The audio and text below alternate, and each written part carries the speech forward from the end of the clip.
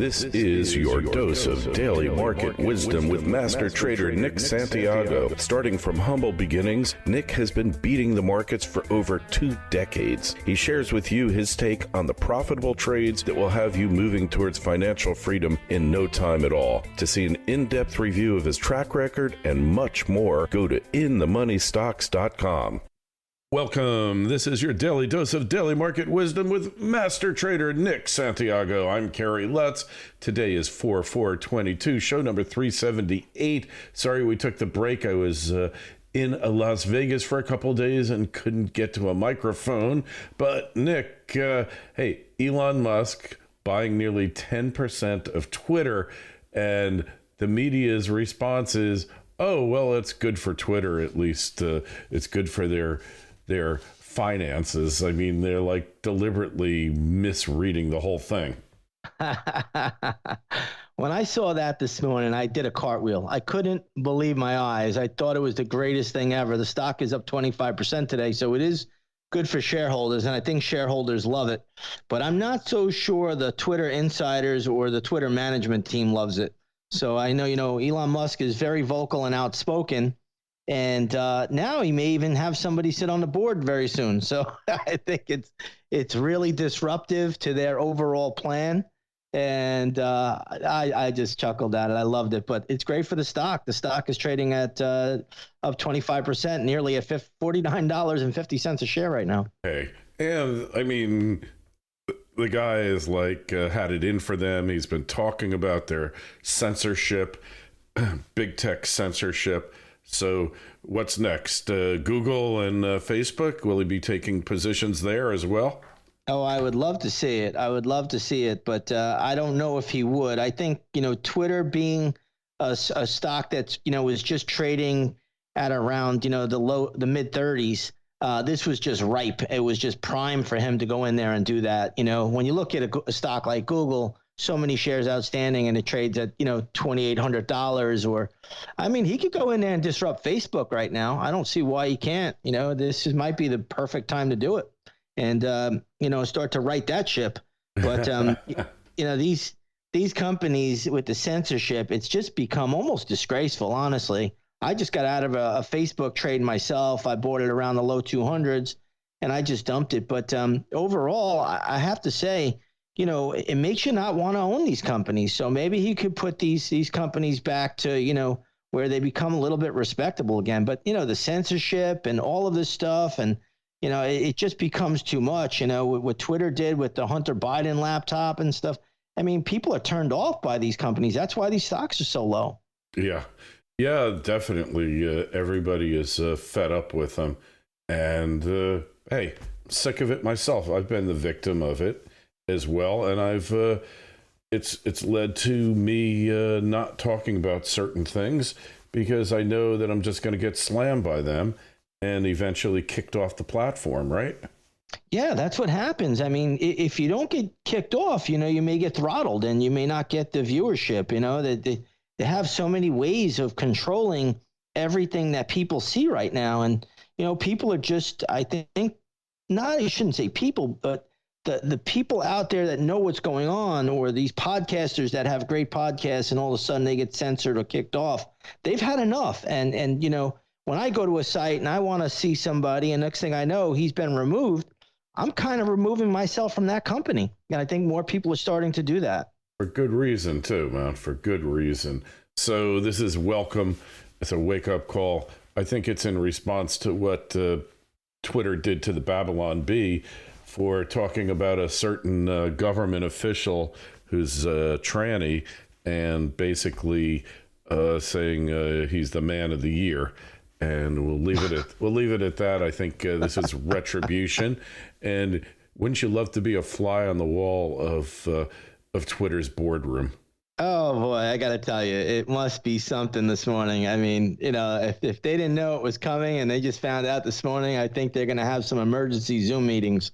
So, you know what's going on over there. These guys are running every which way but sideways. They're freaked. They're freaked, yeah, they for are, sure. They are definitely flipping out. And, I think from here it could only get better because Elon, if he takes a bigger stake in this thing, I mean, after all, he is the richest man in the world, so he can do whatever he wants. Yeah, and he could just go to the bank and borrow it. Well, Jack Dorsey's net worth is only 10.2 billion according to Wikipedia, and so I don't know how much of Twitter he actually owns, but it's definitely vulnerable from a takeover standpoint because earnings have been for nothing, and he's been running the company as his own little fiefdom there. So. Well, over the weekend, it was funny because Jack Dorsey came out and said that he's been hindering free speech and he regrets it. I just thought that was he does now. so ironic when we saw the news this morning about Elon Musk taking the 9% stake in the company. Once he has somebody on the board, then they can expose all the shadow banning, all of the throttling of traffic, all the things that they do that are really downright nefarious. It really is a despicable display of management, to be honest. And again, we'll see how this plays out, but I think it's the best thing ever. I love it. I love it, man. It's so great. I mean, to see tech titan get his comeuppance in spades. I mean, it's complete humiliation, and it just shows that you can't run a company without any regard to the bottom line and just become a political mouthpiece. Eventually they catch on. Well, enough of that. So tech stocks are rallying this morning. Yeah, we have a really good rally in tech today. You have the Nasdaq Composite up about 1.24%. Apple, Google, Tesla, you name it, Amazon, they're all higher today. Tesla, in fact, is higher by 3.5%. Then you have Twitter, obviously up 25%, and the semiconductors are strong. So, I mean, tech is really acting very, very well as of late. And today, really no problems from what I could see. It's holding up really, really well. All right. And so last Friday, what happened to transports? Well, this is something that I think everybody should be aware of. I know, it really wasn't talked about very much over the weekend, but the transport stocks got pummeled on Friday. And I don't mean pummeled. They were down. I'm talking about the Dow Jones Transportation Index was down 5%. And even today, it's really not that strong, down another 0.5% or so. But when transports start to fall, like E.F. Hutton says, you better listen. And they really took it on the chin. Looks like trucking rates are declining. Shipping rates are starting to plummet. And that is definitely problematic and, usually signals that the economy is making a bad turn for the worse. So we definitely have to keep an eye on that. Even today, I'm looking at JB Hunt, which is major trucking outfit, and they're down 2.7% again today. The railroad stocks are all weaker today. Union Pacific down almost 2%. And then you look at a stock like Ryder. They got pounded on Friday. They're also down. And then FedEx and UPS, which are more the delivery type names, also under pressure today as well. And we go back to the Dow theory. They always talked about the industrials being confirmed by the transports. So when you have them peaking at the same time and then crashing at the same time, right? Yeah, when they peak at the same time or they make new highs together, it's a very bullish signal. When they diverge, you get what they call a non-confirmation signal. That's kind of where you are now. But if they start to both make new lows together, that is a very, very negative signal. Interesting. Well, should be watching that transport index, which I don't know if that means interest rates are heading lower again. I'm not sure. We haven't talked much about interest rates lately, Nick, but 30-year mortgage, 5%, which isn't really a bad deal when you consider that your real interest rate is still somewhere between -10 and -15. But it was a much better deal if you just go back a few months, right? So, it definitely made real estate more expensive for anybody trying to get a mortgage now. And how home prices are still very high and elevated. So, I've never seen the real estate market quite like this in Florida. But anytime you have the 30-year fixed mortgage go up the way it has, it's going to be a big negative. And you could see it even in all of the numbers that have been reflected lately. They've gone down a lot already. So, that's not a positive to see people not refining anymore, or people saying, hey, I just can't afford this home anymore at this interest rate. And that will have a big negative effect as well on the overall economy. Yes, it will, no doubt. And that will be felt eventually. But is it enough to contain inflation? What they're doing, probably not, right? No. And inflation is here for the duration. I mean, we probably are looking at, high inflation for the foreseeable future. Now, could it be peaking temporarily? Sure. I think that's a possibility as we get into maybe, midway this year, July, August. I think, maybe inflation could be tamed a little bit. But overall, I don't see inflation going away anytime soon. Yep. Yeah, these things go in cycles. Then there's inflationary expectations that start to come into play. All of these things happen, and then the fun begins. That's right. And when it lasts for a long time, it really affects investment behavior.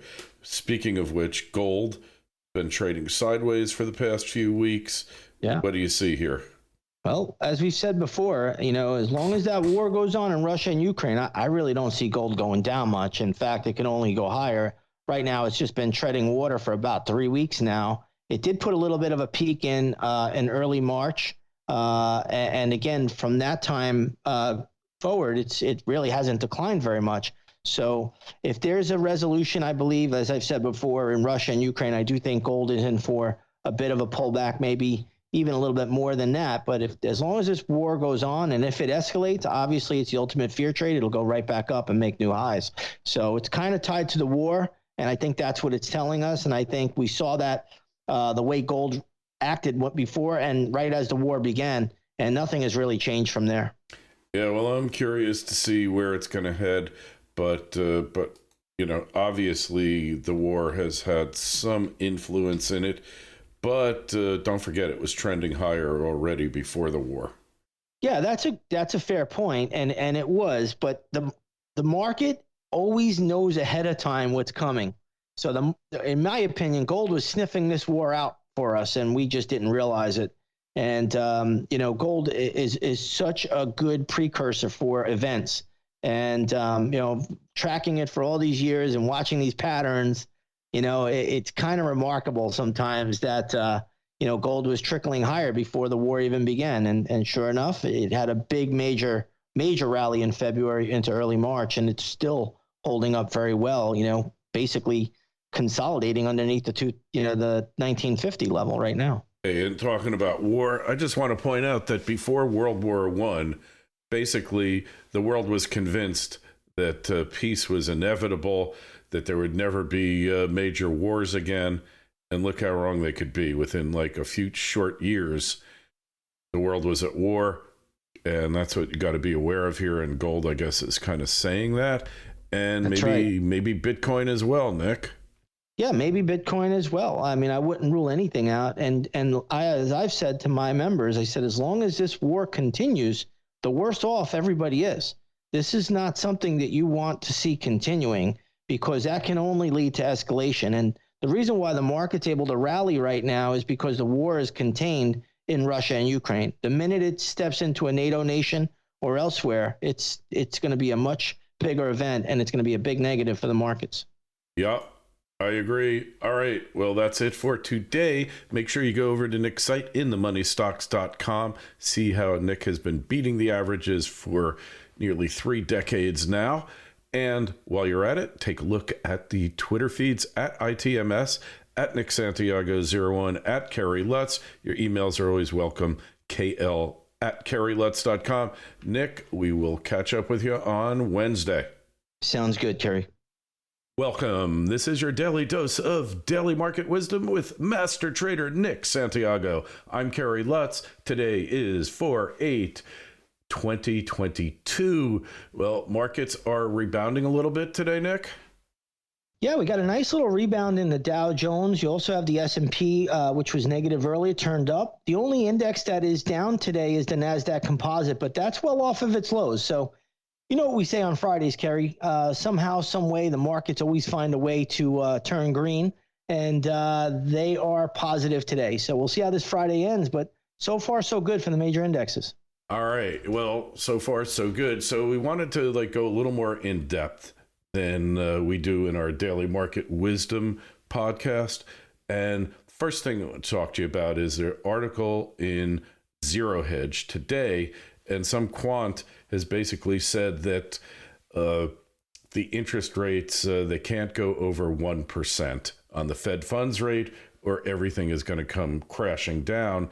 And he showed a chart that each time they tightened since the Great Recession of 08 and 09, each tightening round has been below the one before. So rates go lower, when they raise them, they start tightening. They don't go as high as the time before. Last time they went up, it was 2.5%.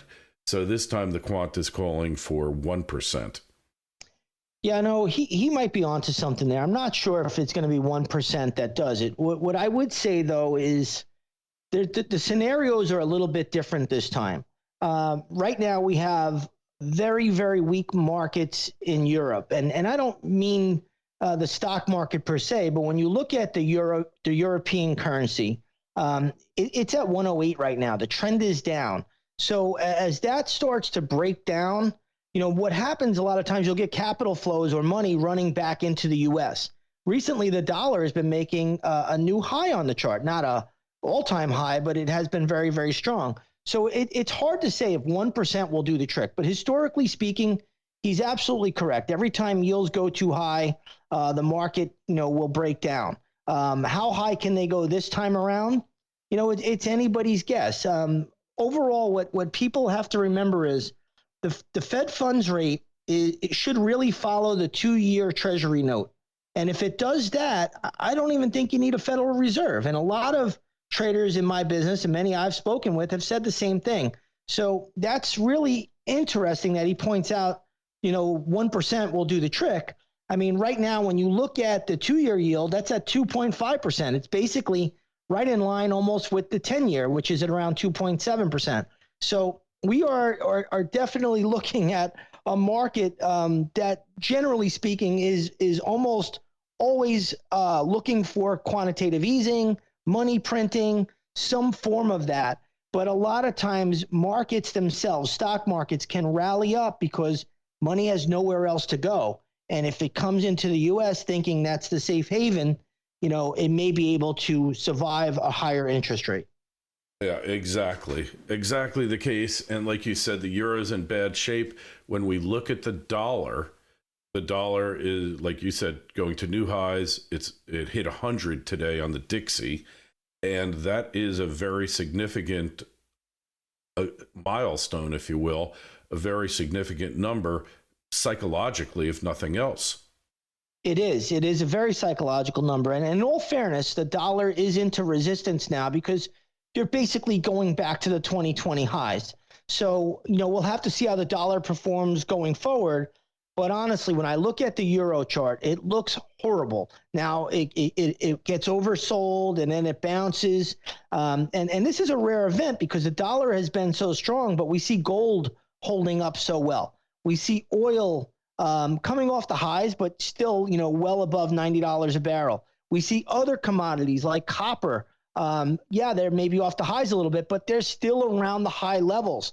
So we're seeing all of these different events taking place. And, it's a different environment sometimes. So I understand where he's coming from. We're saying, hey, maybe 1% is all the market can handle. Then it's going to completely, tank. But I'm not so sure this time around, just simply because the landscape is a little bit different geopolitically and globally. All right. So one of our listeners he put up a comment on YouTube. It wasn't with you and me. It was another interview. But he said, for the past 40 years, financial has controlled commodities. And he says now commodities are going to control financials. Oh, there could be some truth to that. I wouldn't necessarily disagree with it. I mean, we are looking at inflation starting, and we talked about the inflation low perfectly back in March 2020. I mean, nobody really called it any better than we did here on the program. And, those inflationary waves can last 4, 5, 6 years. So, there's some truth to that, but we have to wait and see what the markets ultimately will do going forward. There's so much happening and everything is interconnected now. It's not just that easy anymore. And I don't think it's been that easy for a while, but we'll have to wait and see. And, again, that's why, Kerry, to be honest, I have to use charts. Without charts, I would be lost in the water because I simply can't figure out this puzzle or this soap opera. There's so many moving parts to it.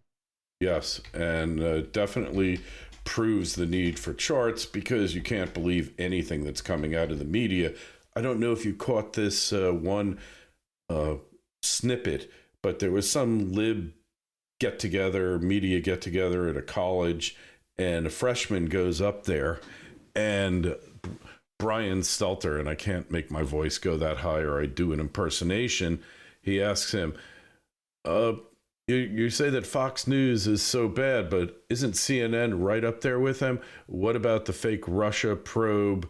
And what about Nicholas Sandman? And on and on and on. And then, of course, Brian Stelter never answers it, but he was this kid owned him. I saw it, and I actually loved every minute of it. And Brian Stelter came out with just some egregious comment. It was the worst response I ever heard, saying, we need to work on that. You have no idea what goes on behind the scenes. Well, we do have an idea what goes behind the scenes, and it's called a narrative. And the kid pointed that out as well. He was very well spoken, and I applaud him for it. But I did catch it. And again, everything nowadays is just broken up into teams. You're either on Team Democrat, Team Republican. Nobody's really on the team or the side of the U.S. I remember just 9 months ago, hearing how bad Ukraine is, hearing that it's the money laundering capital of the world, hearing how it's filled with people that are in the Nazi party, hearing all of these things. And now you can't get the media to stop talking about how great Ukraine is. It's the biggest reversal you've ever seen. And again, it's just a promotion of narrative. And that's all the media is these days. It's 100% propaganda. Yeah, propaganda, narrative. It so reminds me of the movie 1984. Because remember, at one moment, they're fighting Eurasia, and they're the big enemy. And then the next minute, they've had peace, but they're fighting Asia. And it's exactly the same thing. And nobody's even aware that we're now fighting somebody else because, that's just the way it works. That is exactly the way it works. And, it looks like the world is playing out exactly to that script from the book of 1984. I mean, there's really no other way to put it. George Orwell, either he was a genius and could foresee the future, or he was just writing the script for them. Yeah. Well, I don't think he was any friend of the elites, because really everything he wrote, Animal Farm, all of that was really condemning the elites and groupthink and propaganda and collectivism, all of that. Well, one thing he said that always resonated with me, he said, "Don't let it happen." And, this is, I guess, where we are at this stage in society. Will we let it happen? And unfortunately, it's such. I've never seen anything like this. The world is upside down, at least in my lifetime. Maybe somebody has seen it during World War II, or maybe perhaps World War I. But another thing he said also is said the consequences of every act are included in the act itself. And I mean, the guy was just spot on. Yeah, I love that. The consequences of every act are included in the act itself, right? That's right. All right. So as far as the geopolitical scene, what's happening, it's much more pronounced in Europe, but it's certainly affecting the U.S. as well. Oh, it's affecting everywhere. But let's keep things in perspective. I know when we talk about everything that's going on, especially in Russia and Ukraine, they kind of, the media will blame inflation on this war, but inflation was happening way before this war even began. So we have to take that into consideration as well. And again, just the policy errors here, the money printing by the central banks, the all of the free money giveaway deals are over here, open borders in the United States. I mean, we are looking at a lot of liquidity still in the system from all of these policies. And again, that money has to go somewhere. And, it's still holding up in the stock market. Hey, and used car prices are still high. There was an article in Zero Hedge about that. They think it might be coming down a little bit. I don't believe it because you've got supply chain disruptions. A lot of auto parts are manufactured in Ukraine and in Russia. And, the global economy, you can't just chop out a meaningful section of it and expect things are going to be okay. You can't. And right now, the biggest thing is, we're kind of being primed about a potential food shortage. And even in my local Publix, I'm starting to see some shelves are a little bit barren. So, this is definitely a trying time. But again, hopefully we stop this and we don't let it happen. And, honestly, this can be resolved quickly. This is not, I don't even think these decisions or problems are hard or difficult to fix. But, you could get oil down very, very quickly if you just go out there and start pumping oil again, pumping that gas again. I mean, it's not that difficult, but for some reason, the greenies out there, they just don't want to do that. Yeah, well, it's all part of the disruption. Disrupt the energy supply chain, disrupt the food supply chain, and I guess disrupt the brain supply chain. That's an understatement, but yes, that has been disrupted the most. Yeah, and maybe that's, we see that for kids, wearing masks, it's like impeded their development. It really has. In fact, I was just watching a video that my son showed me, and it was a woman had a child where she can't get the mask off of the kid now. He doesn't feel safe.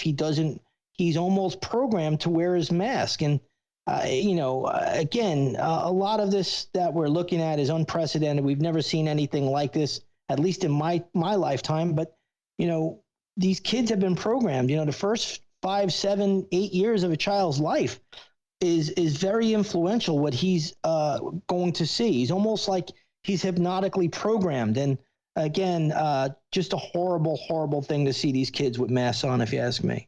Hey, and I don't know if you caught the new song that's out called "Sweet Florida." I have caught it. Yeah. Van Zandt, I think, right. Produces that. It's pretty good. Yeah, it's not bad. There, it's it's a little political. We don't really get into politics because economics really trumps politics when you get down to it, and whatever their agenda is. But it was a good song, and you should definitely go out and listen to it. We'll try to put a link to it in the show notes if we can get it to come up. And well, so looking ahead here, we're kind of at a pivotal time, aren't we? We are at a very pivotal time. And right now, when you look at these markets, they've had a very, very ugly first quarter. And in fact, if you look at technology, it actually started around Thanksgiving where they topped out. Now the markets are trying to recover, but it looks like the recovery is happening on money flow coming into the U.S. because they're scared to be at other places. If you look at Europe, they have a broken market. The bond market is a disaster. Japan is, in my opinion, is the same. It's a disaster. So where do you really focus? You have a war going on. You have a separation taking place between the East and the West right now.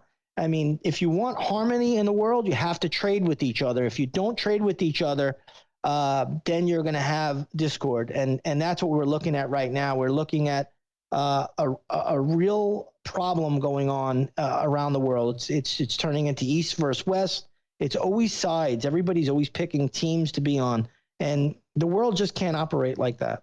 Yeah, not any longer. Not any longer, that's for sure. The problems the world faces are global, declining resource production, and that's commodities and energy, and largely due to our own self-constricting policies in the name of the Green New Deal or whatever, the green economy, and really nobody's in charge here. We're a runaway train. The engineer has passed out or has died behind the controls at full speed, and you know what happens to runaway trains.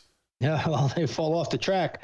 But the funny thing is, we just don't know who's in charge here. But this can all be prevented. I just never understand how we can allow it to go on like this. But, again, I'm just one person with a voice, a small one at that. Yes, you and me both. But the train is certainly falling off the track. Yeah, that's for sure. Well, I guess that's it for now. Make sure you go to Nick's site, inthemoneystocks.com. See how he's beaten the markets for decades. The Twitter feeds at ITMS, at Nick Santiago01, and at Kerry Lutz. And your emails are always welcome at kl@kerrylutz.com. Nick, we will talk to you on Monday. Sounds good, Kerry.